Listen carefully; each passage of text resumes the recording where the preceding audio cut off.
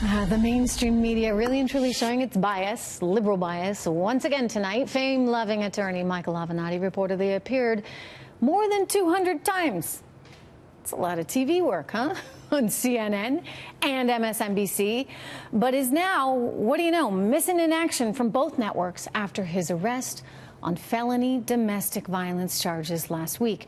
The networks are almost completely ignoring the story, including the latest twist tonight, which is that a judge is now approving a restraining order against Avenatti by an actress who claims he dragged her by the arm across the floor of his apartment just a week ago. We should say Mr. Avenatti has repeatedly denied the allegations, and last time I checked, you're innocent until proven guilty, right? Joining me right now, media reporter for The Hill, Joe Concha, and Fox Nation host Britt McHenry. Good to see you both. Joe, you know, they loved having him on TV when he could criticize Brett Kavanaugh. And now they don't really care about doing the story anymore. He's suddenly not newsworthy. What's going on? Trish, you brought up that 200 times number. It should be known that that happened more than 200 times, Avenatti appearing on CNN and MSNBC.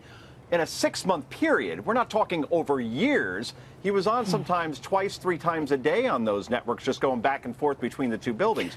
And look, the worst kind of bias, Trish, is the bias of omission. That's when you hide news from viewers. It's one thing to be openly biased or be not a partisan or nonpartisan objective anchor. It's another thing altogether to not report big news. And this is big news. And I'm with you. You have to give him his due process. I know that Brett Kavanaugh was guilty until proven innocent. Michael Avenatti, like anybody else, should be innocent until proven guilty. But to not report this story when it's all over everywhere else in terms of this restraining order and the felony charges against him, they are not doing their viewers a service here. And it is shameful that they could have him on so often when he's accusing Brett Kavanaugh or Donald Trump or anybody else of things, particularly with those Julie Swetnick allegations, and not even report it now. I don't even know what to say anymore, Trish. Yeah, disappointing and yet not all that surprising.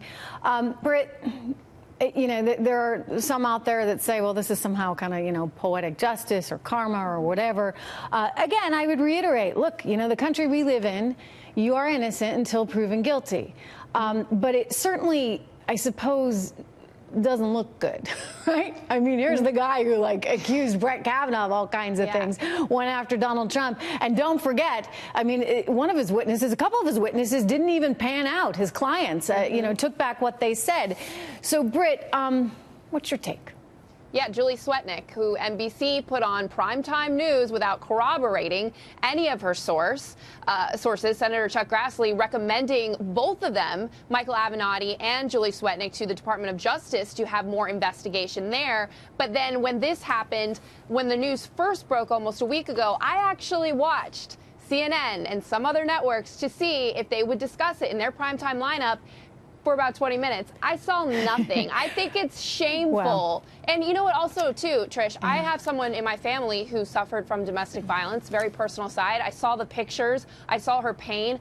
I read this article, put the partisanship aside for a second. This woman had visible bruises in these photos that were released. And no matter what else comes out of this, why isn't she not a Me Too victim? Her story isn't considered more. I think it's shameful that they're not because apparently doing that. There's just a double standard, right? It's the reason why, you know, the left has, look, I say this all the time, a lock on feminism, for example, right? Yeah. Why should they be the only feminists? Why can't a conservative woman care enough about equality for women? It somehow, you know, just the fact that you're conservative apparently is, you know, that's one big strike against you, Britt. You know this as a conservative woman. Oh, yeah. The backlash that you get when there's a huge distinction, too, with Brett Kavanaugh. Those charges were 30-plus years ago. No one could corroborate the story. So, of course, to your point, Trish, we want to see, you know, innocent till proven guilty. We want to see due process. But here, it's 2018, and within a week we see photos, we have neighbors' stories coming out. There's a lot of damning evidence against him, and for no other networks to discuss it is shameful. Yeah, you know, Joe, what's this mean for his presidential aspirations? Because he's still talking about it, right? Oh, yes. Oh, no, he still says he's running because he figures the only way he could get back on TV at this point is to be a 2020 presidential candidate. But look, to Britt's point, it shows you how much the Me Too movement has been weaponized by the media, depending on who the accused is. So in this case, if Michael Avenatti is accused, at least in CNN and MSNBC's case, they're not reporting it. But I got to tell you, let me give you a little trivia before we go, because I know you got a jet. And this is pretty unsettling.